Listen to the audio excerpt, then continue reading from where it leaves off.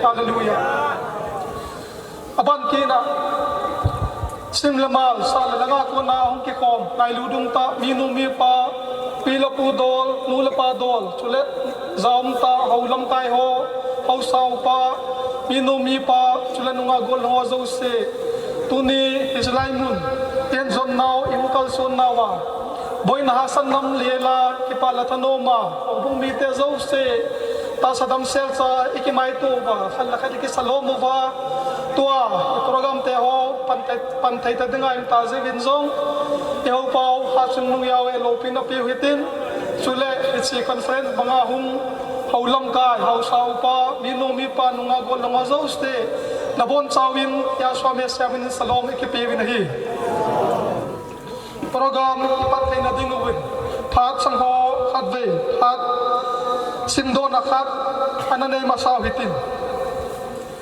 27 December 2017 Wednesday Memorable Night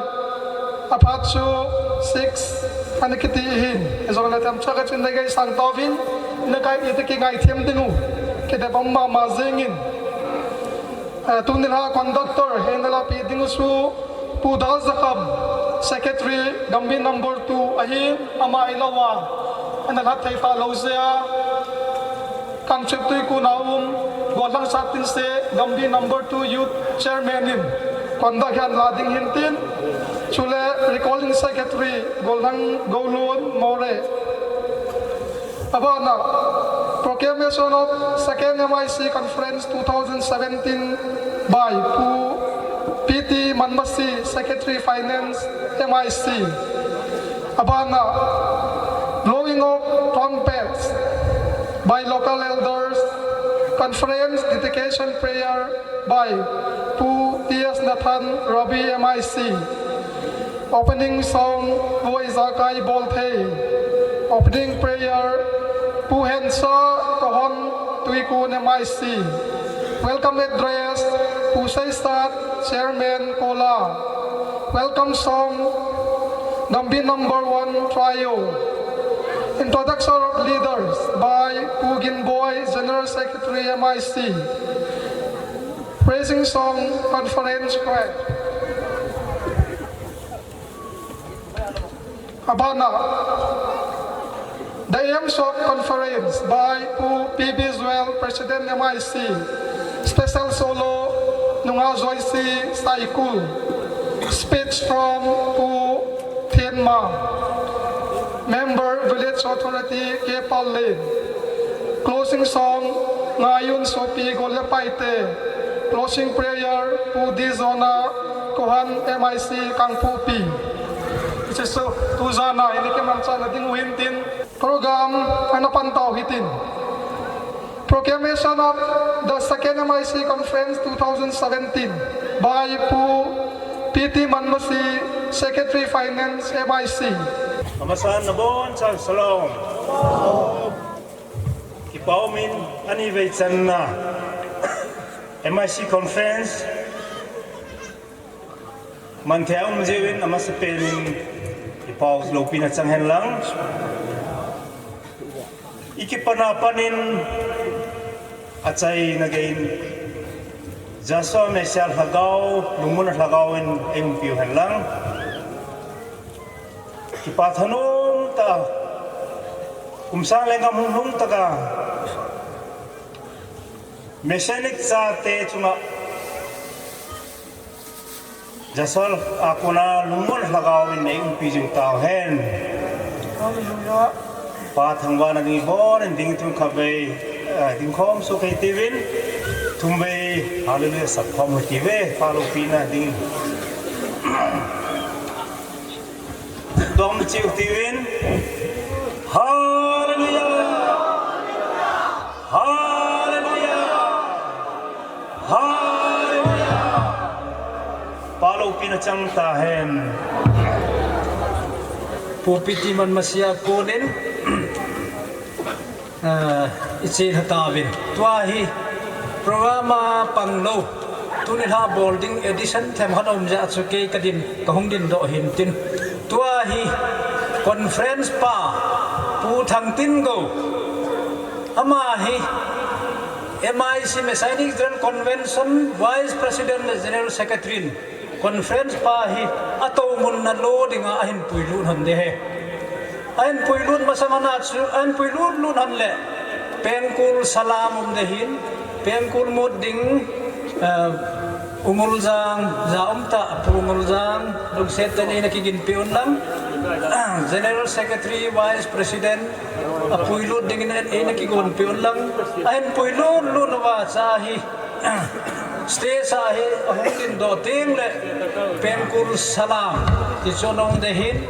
pengkul salam umlauting chule conference pan sahi da sagi bechuk dehe da api sagi bechuk ding Asub jauh tem cule bigo senlap hubunga ko na lam kul hat ibet lam kul hat ding lam kul hum che chai cule pupiti manmasin han la en sabding han la jawa chu pungul zangin lom hang pengkula hum khana dei de tun pengkul muding pa ini kijin pion lang conference pa chu pu Vice President General Secretary hin puilut telew ki paminte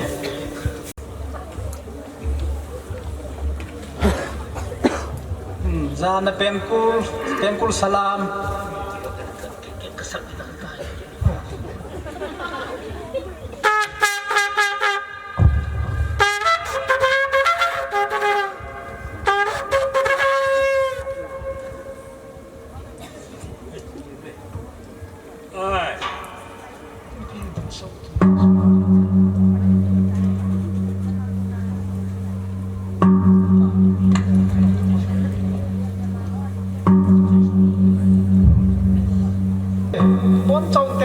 so kayo te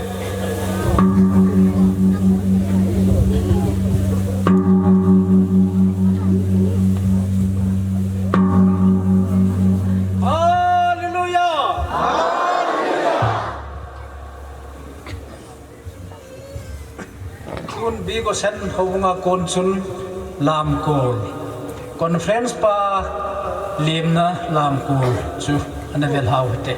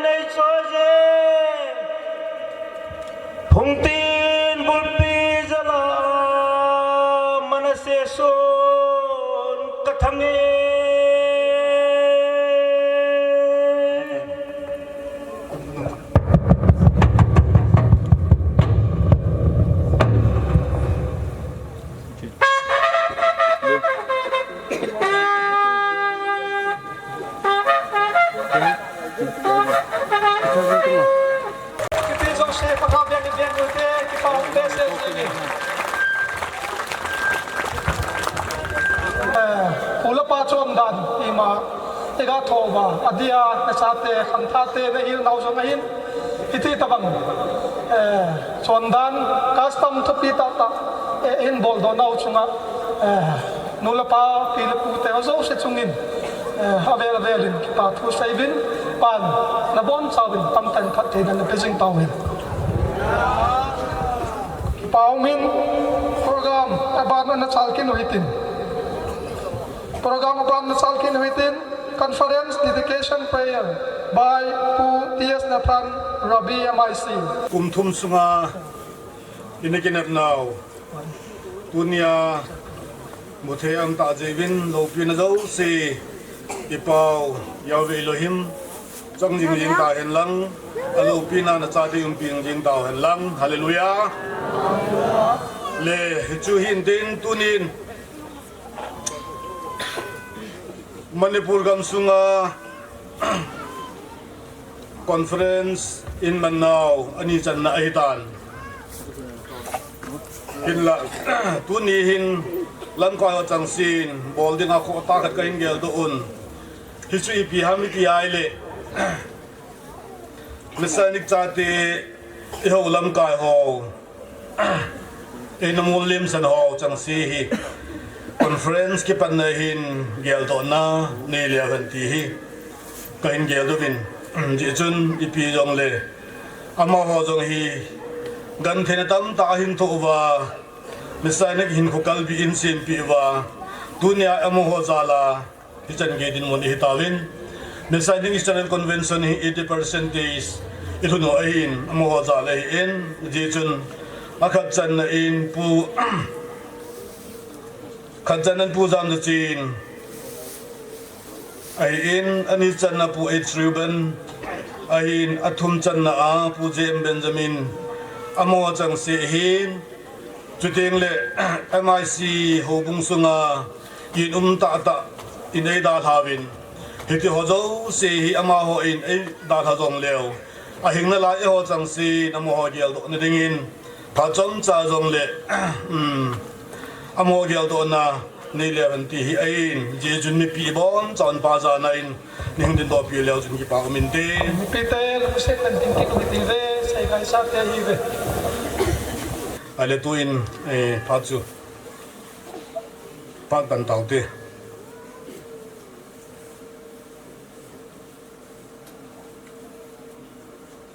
le tau na in mang ka te lâu pin lệ ra ngày nào đêm se hình dinh cái bao thì yawi tuni hin hepa kalam kai lai la vit enan si gam ta siu la ding in cho do san ta zong le hepa tuni hin mo ho za le hin Messianic ya ka din now hi mo ho za le hi am ti ka hen hepa jin mo dia do na pha dong ka ne yun he ti ho zo si za len dong na min theng lo pi ka tham ba ki nu vin hi sei ding ho hi jo teng le kha ding ho hi abon chan ne ve ngo vin lam na tha ga vin ne ve ngo vin lam malai ka pu ka pa ti ho sun ting le mei thanga na pui ji a zan ting la mi ko na pui bang in na cha ti ho zong tu ni ni thum sung in nei pui ki ti na ko ma ka ta vin hi mi him ka hi vin he pa nang pan na lo vin ma ka bo thei pu vin nang zaw na lo vin he pa mi hoi ma ka hi lo ji vin tu ni nang ma lo pi na in na cha te nei ve ngo wa ni din pi jing ni vin tin conference pa na chai chan ge nang ma bin lo pi na hi ding ti ni chang chu e hu hing na min zo sila min chung nong pen Nazareth Yahshua Messiah min ka hin ha hi hallelujah the program te ho aban check-in hoitin tua hi opening song voice a kai bol thei ilah hi kwer lam kai hon hin hol vin lang no ha ma kai na noya hi se ki pat na la voice a kai bol thei Elohim ki ti la hi masa divin ikiti mun hi se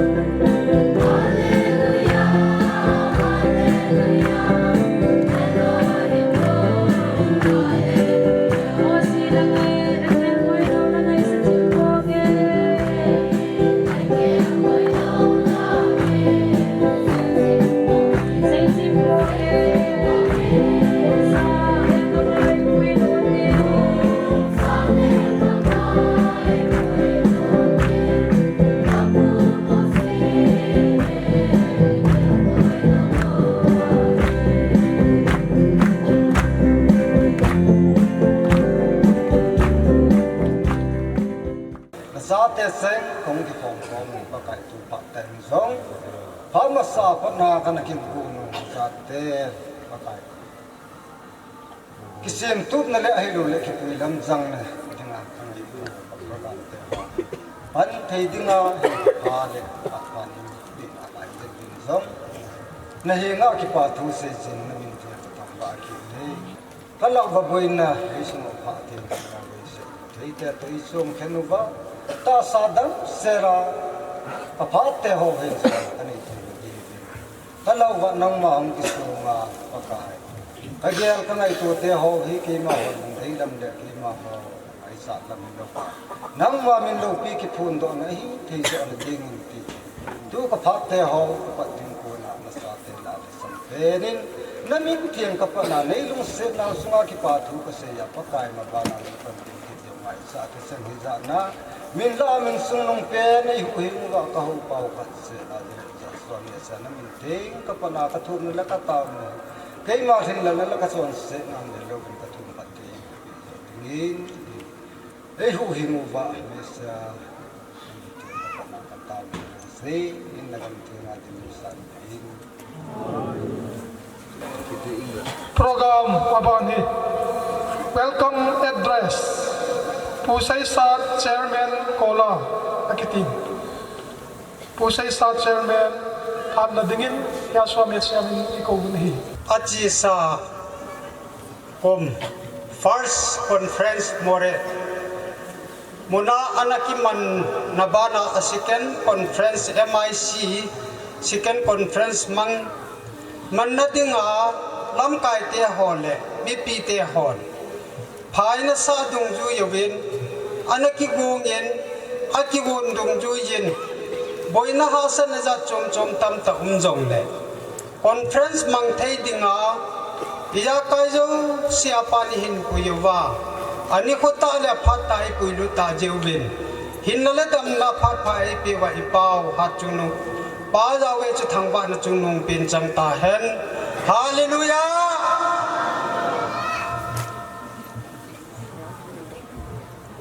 Solam humlam salam hanglam India Burma muntin gamtina om Yahshua Messiah mina ngailut chunung pin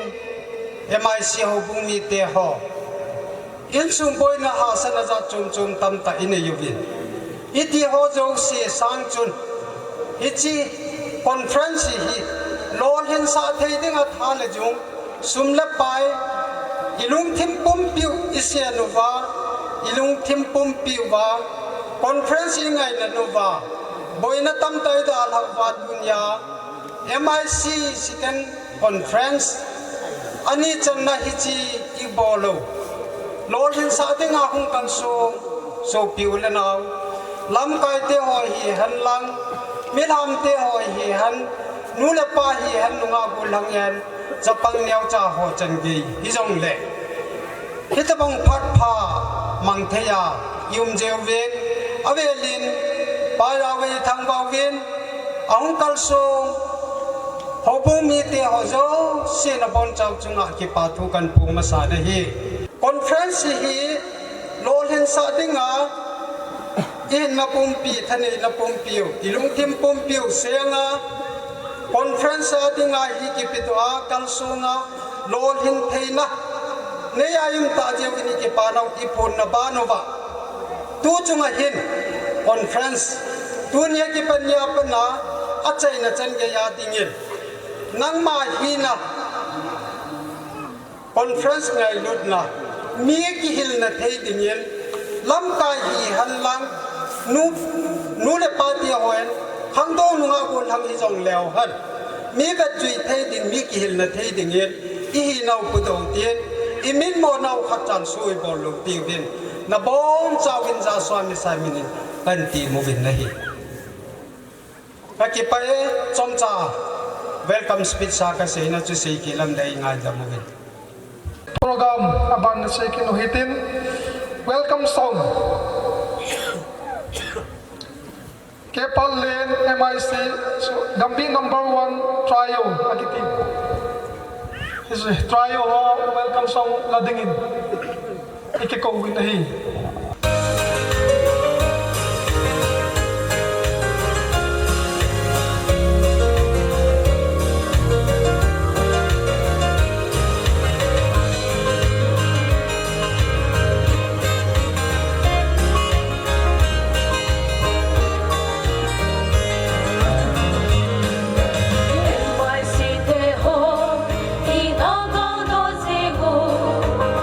Messianic Convention,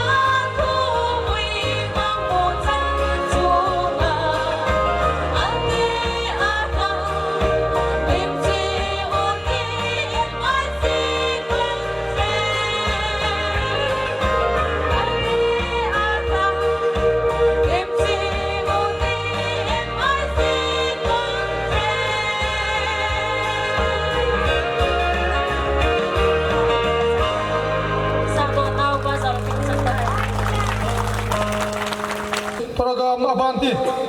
Introduction of leaders by Ginboi, General Secretary, MIC, Ikitin. Soon, ang mga pat, loading in apat na pitaw nahi. Amasan. The second Messianic Israel Convention 2017 Conference. Among dinga hungkal song hozo sile a khomunaum ho nabon chawin salom katoping ang lut peng kating General Administrative Council GAC President Amay Dindindo Piulepante Ama panhat na zalay tutsong conference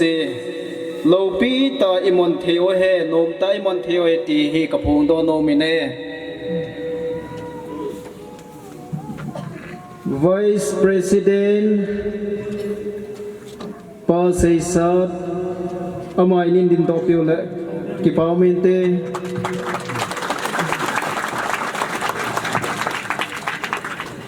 President pa amlo na zong ama he akiela dingjing ahin ama zong hi MIC ngai lu na nei ta kalsong jing le atha le azong seng jing khat anahin ama chung azong kipa thu sang tain kapung dai ne he abana PT Manmasi infer Amahin tule tua he General Administrative Council ai Finance apo ahin he sum lapai chin ho imayo se ama ko na he kituk ta chi jing le aman a chin tuk ja tuni ni khwa he Messianic Israel Convention in Low Pita Conference ki gong the ti hi mi pi ho masanga ka phong do nom kin in he abana rabai pui nin tin piula ke paumente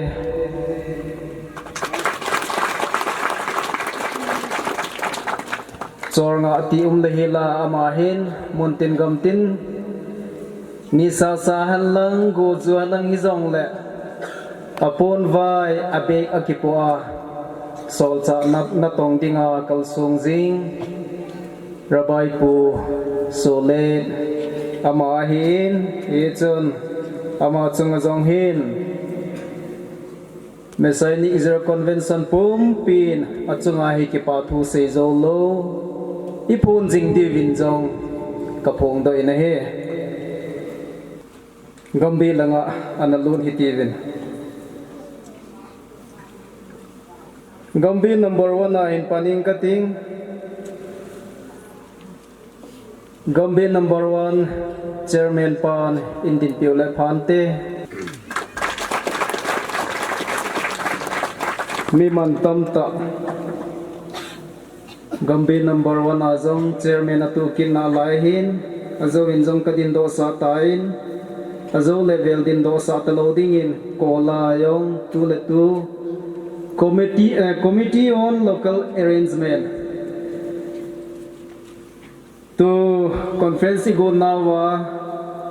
chairman committee chairman khat chairman a chu in pan pio hin lai na ma avela adin na loading akan phone tha hita ne secretary gambi number 1 a secretary pu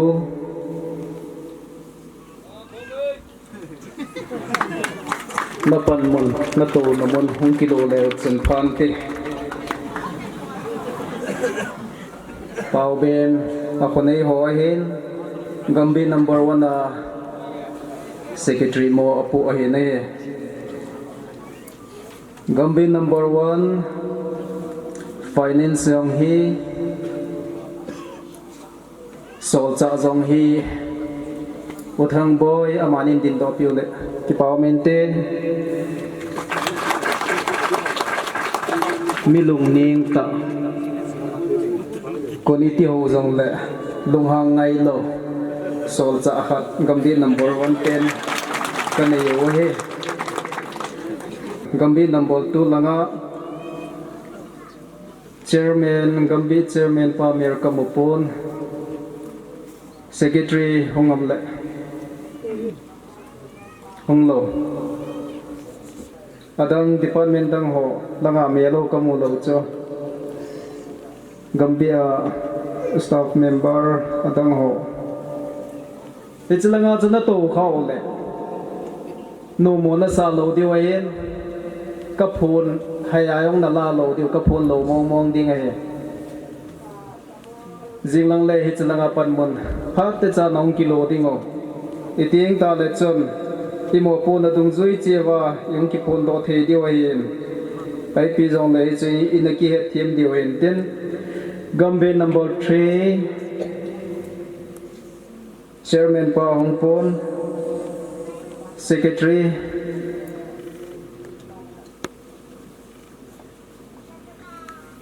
Ruben hitsuna America mul hel he cho Hongam Gambia number 3 ten ahon ahonget Hongham hong lahom nin sei piwo ahonge Osron jinglang le he cho chana mel chiu ngai tin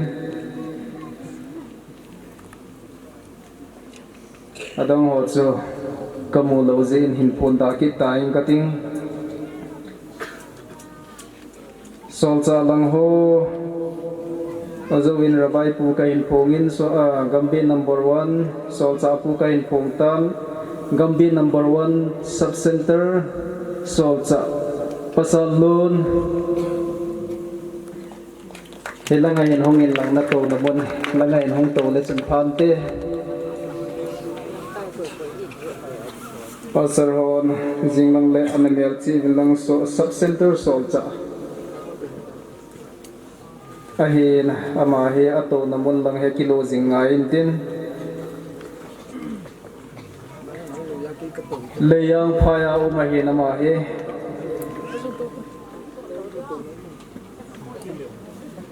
leyang phaya area ama hin solcha ipo piwa agam area sungko patina achu jingjing ahi na he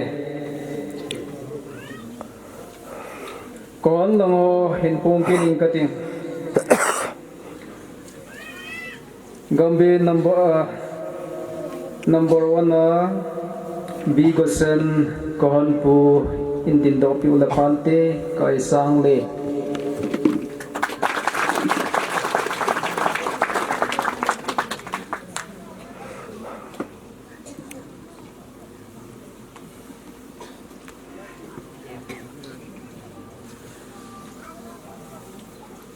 Palal boy Monir Zang Kohan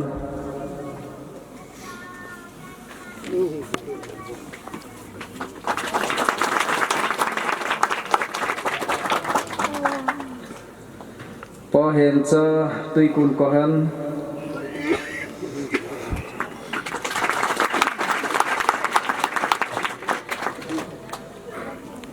Pa Funzalet More Kohan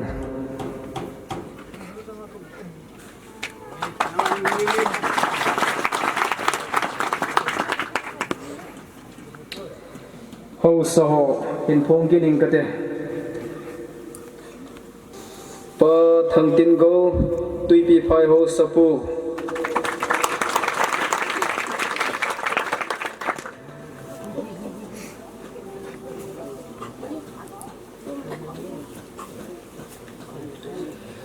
Pa Thien Mang Pa Len Ho Sa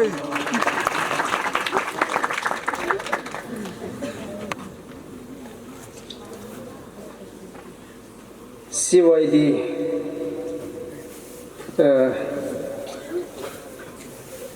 sorry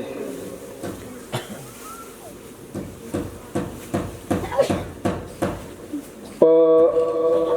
Kaizakhub Kelemiu Burma Lamkai Elisa Kaizakhub Tididani Sia Elisa Kaizakhub Kelemiu Burma pana pon tho ta gam hit chana hi foreign to foreign ai hung kal song a hin ama chunga hin ke pa thu sang tai na ki pongi ne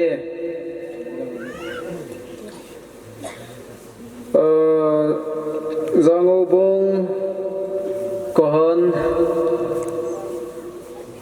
bong kohan pula thôi chứ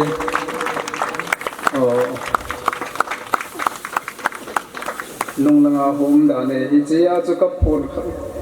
kami chung sao dâu lâu hiện nô mô nên sa lâu đi ngay pan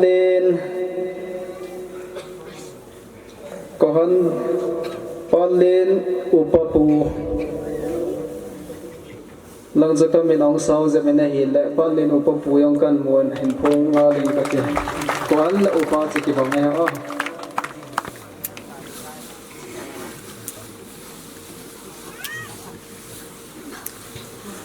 si vai di lang hình phong cái này cái gì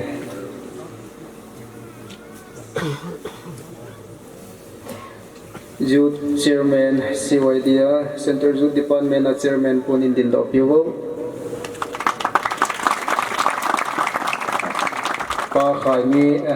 pa khai min ti de me gol hang kan ti di chane ama more ama hin Center Youth Department mo ai po piwa tu chunga conference ani kho apha jong thing nai lo hila hap tani masanga pa na hong thangai tai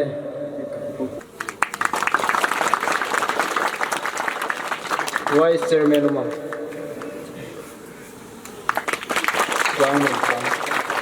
Joint Secretary se Kamin le Saikur Zang Min Thang Vice Chairman se Zang Min Thang Pan le Secretary Finance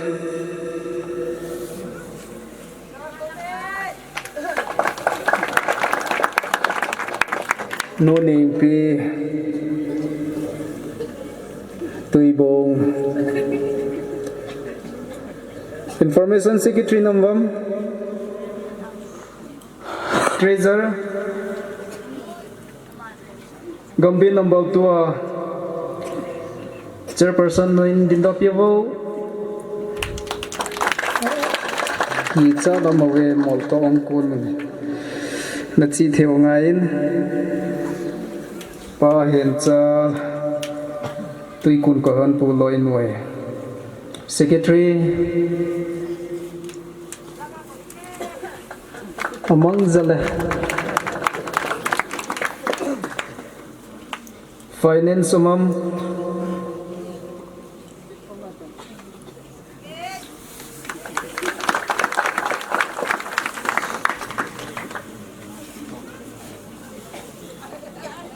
Treasurer hungam ako nutiong hi nomino ka het so lo lai hi ningai thim diwe tui kun hongan heta ding ho chu a ho chu ka he nomino chu ka het thia kan hai ji chun ni het thim diwe tin Gambir number 3 Chairperson koi hungam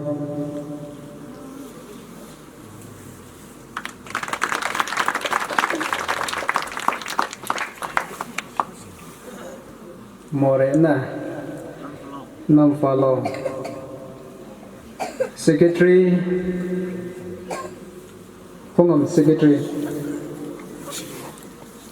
Finance Hungam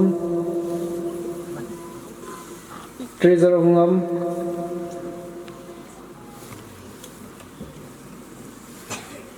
Chanchu Hisa Hitivin Azovin Kanapung Hain Kau po pia kohan punin din do piwo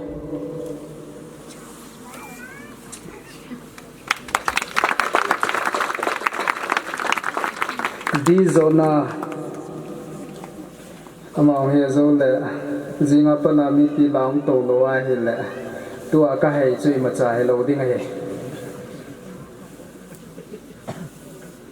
phone lo wa khô tin tin cấp phun hay ao mai hi dòng lệ mini hết thêm điều hiện tin dinh lăng dòng lệ tiêm ta phát cái này lệ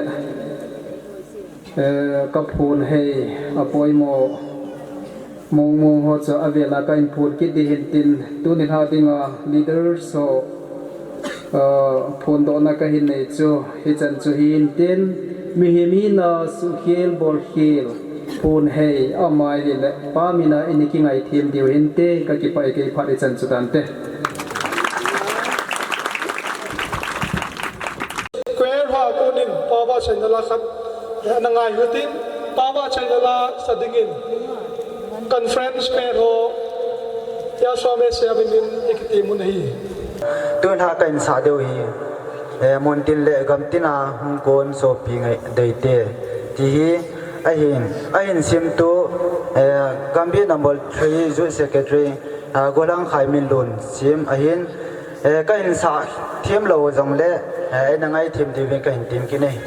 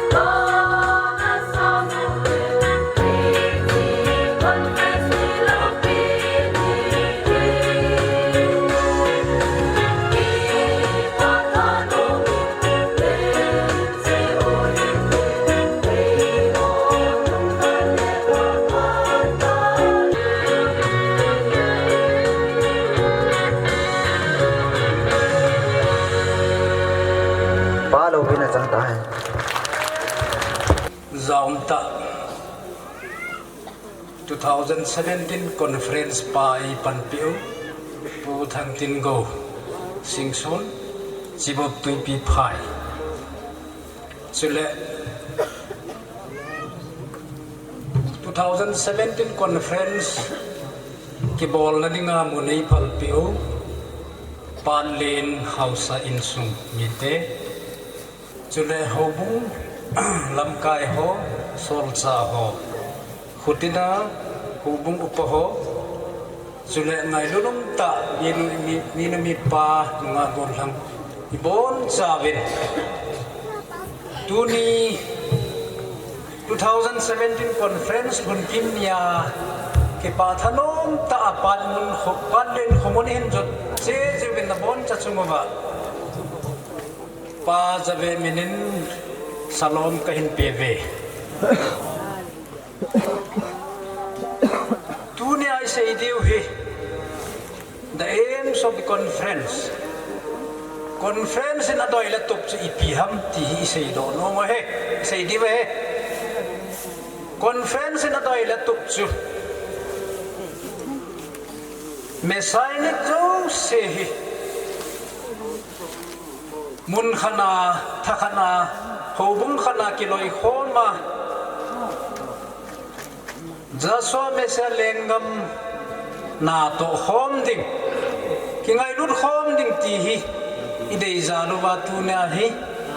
2014 in conference khat ve bolbin tu chunga jong hi conference ani ve chan na igon kinu he sule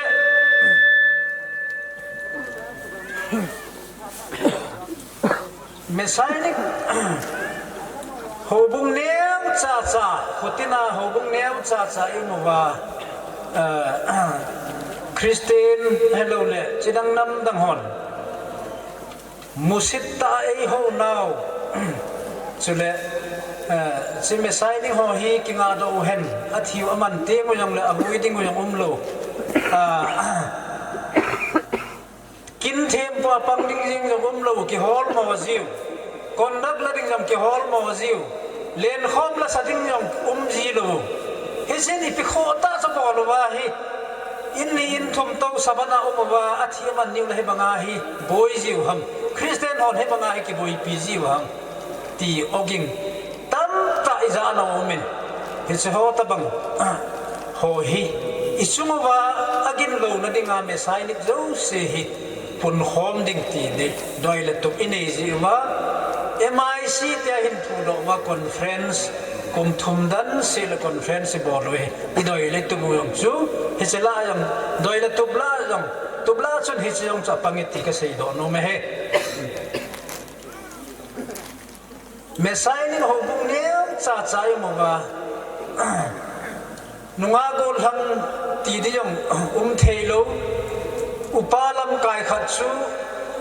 live ko han ai lo la live ahin kho secretary po sa aje chu apoding dangum lo association iti yang le in thumin association khat khat po we ho bung ne cha ki loi khom ne cha ine yuwa mi musinayum jeu hin Messianic kiti hi ichen nau gama hi isu min sit go no hitan hi che hi Messianic thulum hi mi pi mit vena hoina thei chana po khanga athulum hi masona Messianic kiloi khom nei khan to sa ding ti hi idoi le tu ma hin chule achai na ka sei nom chu tua Messianic MIC doile tu len pena ki nei chu Messianic kiloi khom zo se hello le Messianic Israel Convention kiloi khom zo se hi sang lengam akidal ha be hi la ilut thei che na diwa hagaw lama iti ikitil khowa iti pandi ham ti pa hi amen object nga achai na amen object achai na pe na ka sei do nom chan chu hin tin ipi yong le conference bolwa tu ni anunga gol ngon koer hungum theya conference adinga member mi pitam ta hung ki khop thewa whole kilomita hin sa thewa speaker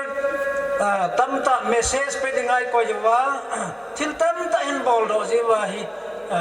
isopiu ichen hompiu isga sia la ngei mojin isopiu Christian hon to hi o Messianic te jong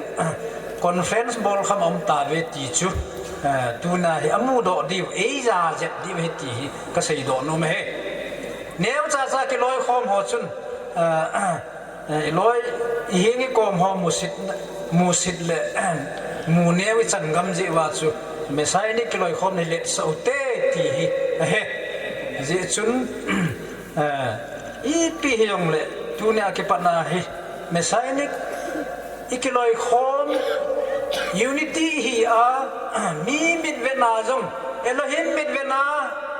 hoi chu leisit mi hing ho mit vena hung hoi ho chu hung vet hoi chu Elohim mit vena jong pa za vet mit vena jong hung hoi ding hi ti hi ta san len ta inei diu Messianic te hi ikiloi khom wa ikhan to wa itam che wa mi pi vet zui theya im diu ti hi to de hin chule kum sang le ngamong ki pat teng le tua ta san lo cha te hin na thu hing sabat thulung Israel thulung phata e hil pove ka he kha pove ti hangum kha le wo kade moryam conference bolwa cho the thu cho jeju pan le nayam conference bolwa cho jeju mi conference bol pe na cho hoilanga anawa magwa chi chunan head man lo ham thulung tunin nahon kaza phapoi ka phapoi ti thei povinate Manipur sunga conference jong avel vela na bolo hitan Burma sunga jong Burma le India ki goma Messianic Israel Convention ki tiap leiset pumpi Burma India le Burma holing le hin hicha chu thulung na het man lo ka he poi ti se chu zo sei na hi ve ta pan achung thu aten de he ya chu e ho calling lia chebilam calling lia ka thu pha hang sabo vena ti chu izo zo ta hi yong le conference be bolwa chitin nam tin hi Messianic web hi iza sa bangai het sa bangai ti yemen yob je u khat achai na ka sei do nom hin tin sei khil sei wal au mai le pa min ki ngai da mo tin yemen The aims of the conference is isay luchu hichan chun ngau hitin isay kha oma le pan phathei bo pi taw han ka ki pai special solo in la pi ding vin nga joisi cycle pa phathei bo pumin aphat in a pitawi dahi tunil ha akin kain sadin chu hile ka album amasape Messianic gamsung abanzom dinga tua kaboi pio albumin vansaran pa hoi dia la pi chu ka hin sadi hin chule kapa tu le tua ra bai din mun tu kapa en an sem he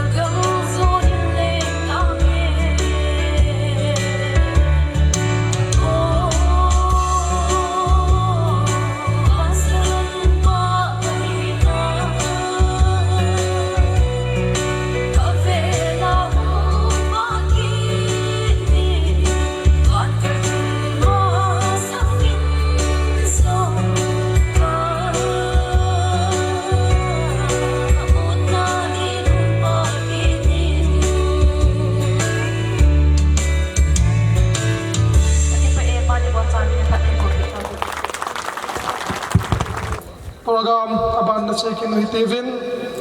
program aban hi State Strong pa Thienmang member of Village Authority K.Patlen ama phaladin na ko tabin hi Nabon Zawin Salong Azovin Neokhat Iga say hills up Nunahele Halkan Hinsudi Inkating Kehi Hosa Kahipon Mail Hot to say Aman B Kahibogi Kechungaka Uomin Amahe Ampon Azol to Nongport Dozamin Hoilangachi Dohitam Kahapon Amahe Tuka Lahi Aboy Zapji Chun in the lower young hin Kala Amjipo in Kayong he Huswayong come de Bon Hyong let so Pula now Tuni Hua Eho they said me hanging in a gallow program kum thuma inigel ho bon magama hi halang kang pok pilang hi halang thinglang lam hoi lang gam hi yong le hitabang Messianic jo se ki khom thei na dinga program mi gon ho zo se dam na ap wa lol hin ap wa ming thil sim hinama jong le tuni ni kho ni sim som ni le sagi December 2017 ni kho a K.Patlen khomuna kisuto thele le ya ini umji hina masan dam na ap wa ha chung yaw ya chulo pina la choya na changzo hanlang azawin pb president puin aina sei pi uchu Manipur hin sabat thulung ang hun nahi amasaloi ta ka hi ve kitila kisei hilo mai the hi 1970 langa he ke yo hineu cha ka ni hin cha ko na he wo sangol le kai ko ngol kiti ho ka ni kiti lo he cha ko na he hitabong Messianic sabat thulung yan kilu na hi ta ji hin ka ge la ka hi le tu ni chan gi ya hi Indonesian sanu akhumi te hi gen theina ha sa vinla vai chbit bet jong leve Messianic thulunga hi kan kin dit hi khenwa tuni ni ko a hi aver thum channa Messianic Israel Convention ka tipoi tu masang khum pha masang long chun United Messianic Youth Council ti he ni ki phunin ki horoi lam kai na hin kumni kum thum mi repeat hin ni ki mangin hi cho them kan gela ka hela tu chunga yo hi hitabang conference ho iman diu hi kaningap chat loi ahin la thagau thulang ang hi teng ta aile mihingin leise na ilo cha jude lu go hi pon zion gam idar chiu na hi chule ahong kal song lo sen tu chunga na hong kal son na allo aga sale rang ulenau sopi sangamin ichon na ni khanda nule imin puno hi amudo theiwa hi chi hi paleng gam macha ne ringa ayon nong chon phatna idal diwi no ka hin tin ki ne he pakaro na hi na wangin tu hin asie lai wa bal lai jong amin hi jong le tom ngai ta a pan mun na la wa gen the ha sapong puma nani nago tampi na hin po do wa hi silai mana nong ki khop na hi ga pha na so do na te diu le paleng husunga hi ai ti amil thelo ding son dan phani da ha pi ding no kain tin kin ne he ho ni ho thum ka omovi he jong le tu ni iki khop na wa pon mun hin la hi authority ho tam zo hi authority ho le jut klom ho hi hi china a hin ahong kal song ho zo se hin ta sale lagawa kingailut na le tam na lungo na ine theina diwa pon mun ila diu ai ni chikika la oi tabang izel leveya ulanau ai lo le sopi sangam khat le ni in ika laiwa eng set thil set a in bol kha diwa hele hichina chunga dinga sumo po zut klo ma umi zut klo lam ka hole authority lam ka ho to ne ke to jingwa tuni program iman ho hi boina le hela dam sela I program sim ho yo se lo hing ta iman the le ding wa pon mun hung ki la he ti hi nei na he ti ding chukil le tu la in mi hingin khopi khat bo la hi le a eng se ale a thang thim ai lo wa le se chunga ke le pen kai tam ti nom jong am ji ha hi cholo yo si ki kala adinga chu furfira authority hole jutlo mo ki tho hin tun zo ichon na ni khan na ni ho zo se chu ke man ka se ti sang wi jutlo mo an patet sa retail ta nan se pi di zong ka nom zo ya samye sa ti san za la so pi ulanau ki khom ho wang cho hele ila wa he ta banga ni ka kata san pon cham na la lung mon na hin khol manwa ga phai se di ka kin na lin pen he thagau thu do ki pa ta hin khoi man the ne di wa ikilung to di he ti ka sei tu pi pen hi o ka sei ki ka sei walam le nei ngai thi min lang authority level ka sei no mi chan chu hin tin tun ka ti ma bongin ke ho authority ho level ha na hi ji chun hi chinai hin jur klom ho in tu chung conference na ikiman cha ne di upa hi dan ka na yu bi he chi pa hi phate chan nan simla pi win tin hi chi dung ju ya chu I toi di he ti hi tu na kan se no me hi pa san sa te ka ti ma bongin out jur klom ho president pa ham secretary pa ham khat be hung nang hi chi chung simla pin bizinam tile le sit mi ngi si ubin thagau ti la ta sa yo god ikini lu wa he nung le ki pal thi he ti ya chu kusung le bara kan bol he chan chu tan te epi zong le Churachandpur pa le yu club in conference salong Kipawin the second Messianic Israel Convention conference Patlen Churachandpur kwa in bolsi event KPYC Churachandpur Patlen yu club te hi khantong machang na to kidal jingte kai je event ki hoin khantong machang na igon pi he ti in ama Messianic conference committee chunga ki padu ka phung bin he delegate Josein I take in iso Kevin chi iki also ke dio hi ki olo chu khusung hi tata gampam hi tata khupam hi tata buina na dova le youth club min ki het pi loading he sekhil seva tam pe ta hom ding to khil tam to wa lam tam pe ta hom ding he ni pi jong le conference committee hin delegate jo sin ni ki het thiem dio chule conference ya hong ke chai lang jong le youth club min ei the chana hong ke panding ki pa thu se na langa angi pha jong le ki mu to ke dio he in so from the part of Churachandpur Youth Club we wish you all the very best and successful conference kakipai tuin kikhet nala closing song ani ki santin ichisu ngayun so pi gol la paite tilahi na khom bul hol san san na koi hitin la chi sa chai ting wa hi le closing prayer tau nei naman kikhet na tau na ei na la pi dingu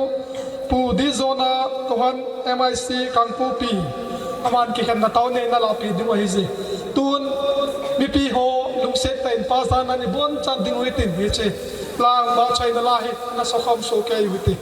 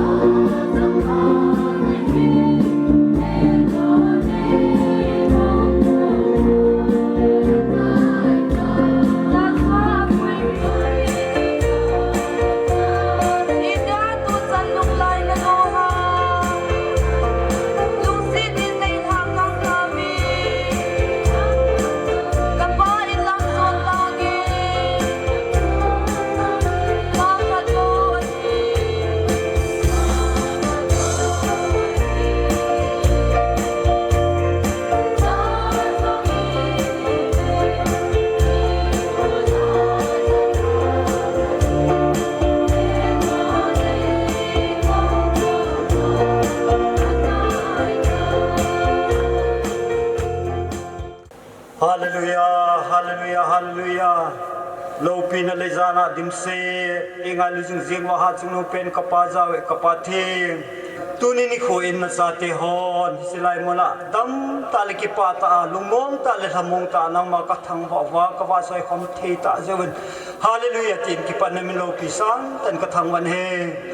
ming kai zalovin ka bol khil ka su khil naw ka thin le naw ka ha sam naw kha jong le ni ngai dam wa kabol hasan chung wanang malupin hong sangana sa tia dingal hagaula ta samal som na isan divin angay lunat sanay hado hiuhing po na Yahshua Messiah manan hing kong tao he hallelujah.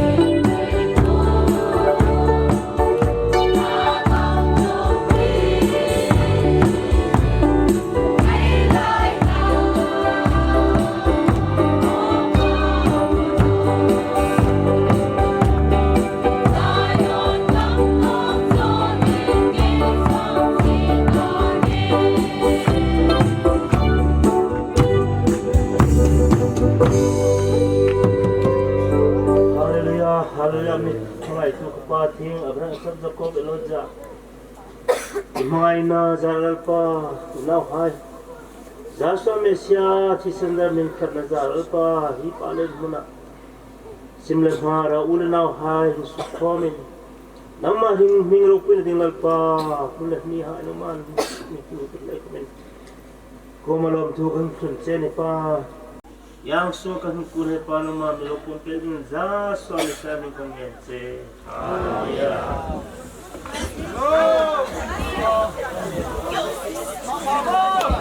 Repeat the